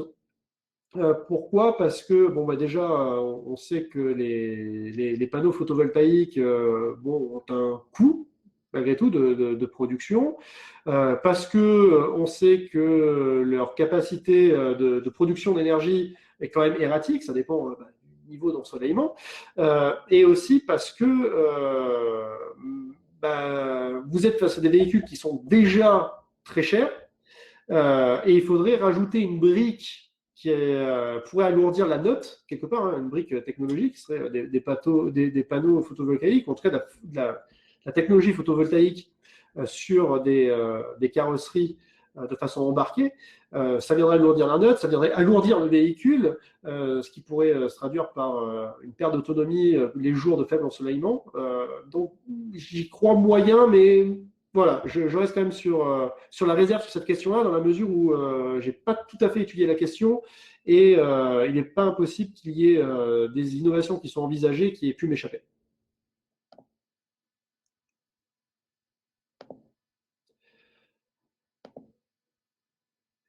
Bah, la question de Patrice hein, sur le fameux Shazam entre 13 et 18% de part de marché et l'échéance à laquelle ce Shazam pourrait être atteint, j'y ai répondu en fait au niveau de la France. Donc à projection constante, encore une fois, hein, c'est très compliqué de faire des projections à l'horizon de 10 ans parce que voilà, on fige la technologie, mais on fige aussi la réglementation. Et puis on n'est jamais à l'abri de signes noirs qui derrière peuvent avoir des répercussions auxquelles on n'avait pas du tout pensé. Et aujourd'hui, on est en train d'en vivre un à travers la crise du Covid qui pourrait remettre en cause beaucoup de choses, notamment dans les relations diplomatiques et commerciales internationales. Mais toute chose égale par ailleurs, j'en ai parlé pour la France. Hein, pour la France, ce sera entre 2028 et 2030 que ce point de bascule pourrait arriver. Si entre-temps, on est sur une technologie qui évolue de façon linéaire, si on ne rogne pas sur l'ensemble des subventions que l'on peut donner de façon directe ou indirecte, à la fois du côté de la demande et du côté de l'offre, voilà. C'est ce qui nous pend au nez et enfin voilà, je ne sais pas si l'expression est très bien choisie en l'espèce, mais en tout cas c'est dans ces horizons-là qu'on peut se projeter, sachant que dans certains pays, ce seuil est déjà largement atteint. Hein. Si vous allez dans certains pays scandinaves, notamment en Norvège, on est entre 35 et 45% de part de marché annuelle aujourd'hui pour le véhicule électrique, avec des problématiques qui sont très différentes, à la fois au niveau du maillage territorial, à la fois autour des trajets quotidiens et du rapport à la voiture, pour des raisons culturelles, pour tout un tas de choses. Mais dans certains pays, on a déjà passé ce seuil-là. Mais pour qu'on puisse réellement passer ce Shazam, il faut que les principaux marchés du véhicule aujourd'hui, en termes de volume écoulé, eh bien, fassent cette bascule-là. Pour la France, ça prendra un certain temps. Pour d'autres pays comme l'Italie, ça prendra encore plus de temps. L'Italie, le Brésil, qui sont très en retard. Pour d'autres pays comme la Chine, ça pourrait même arriver plus rapidement que ça.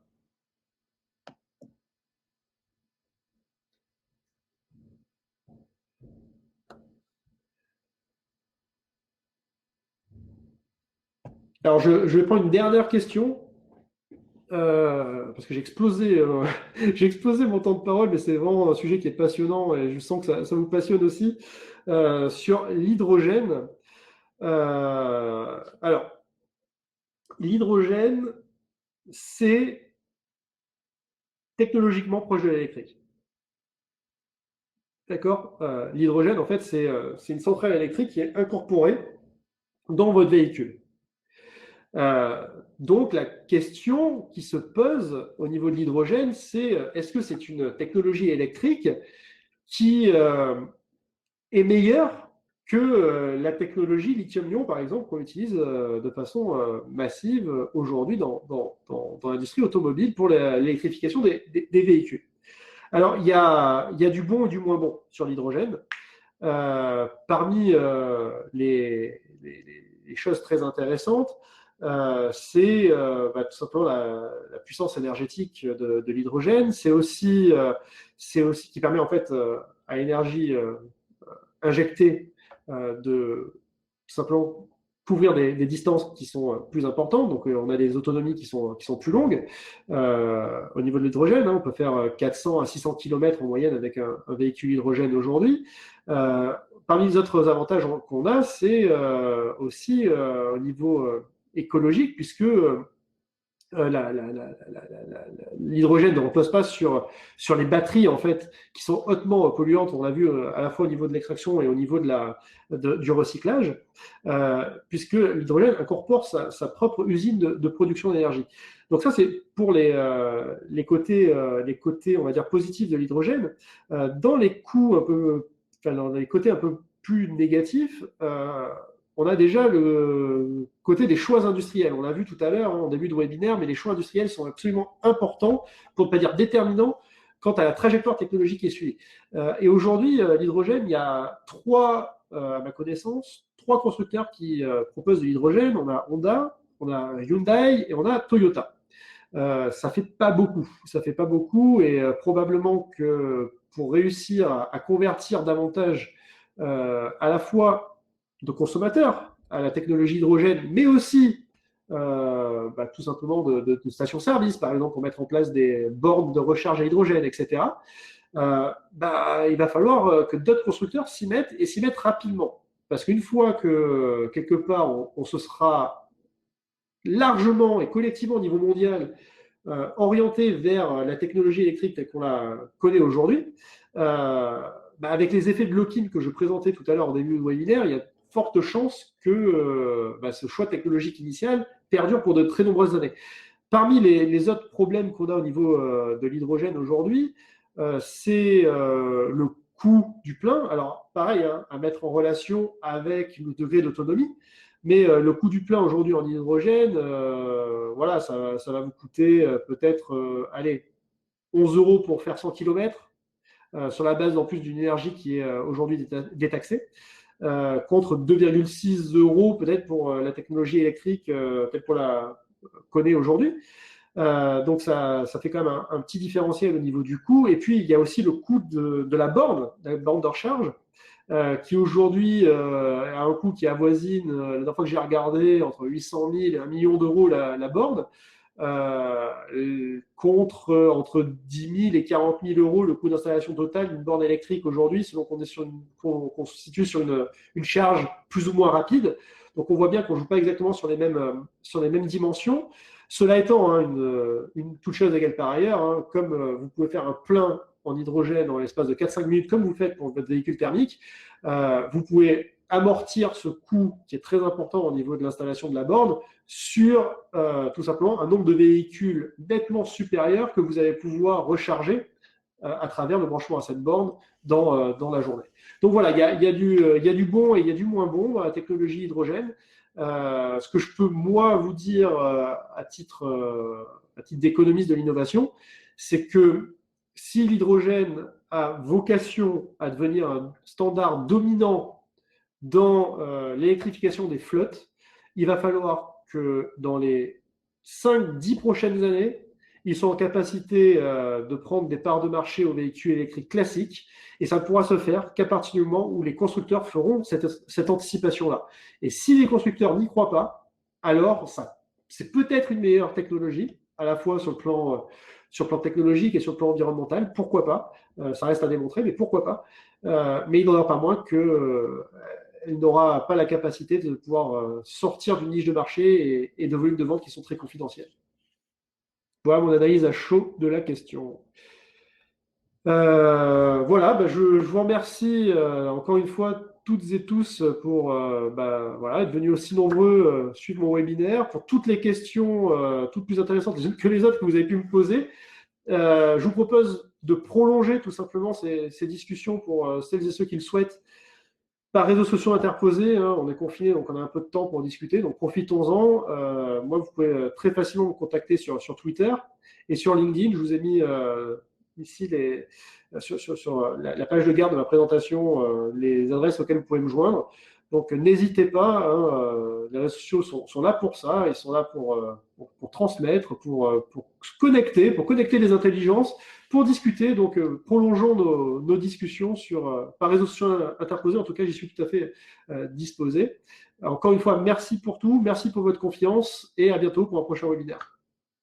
Au revoir à tous.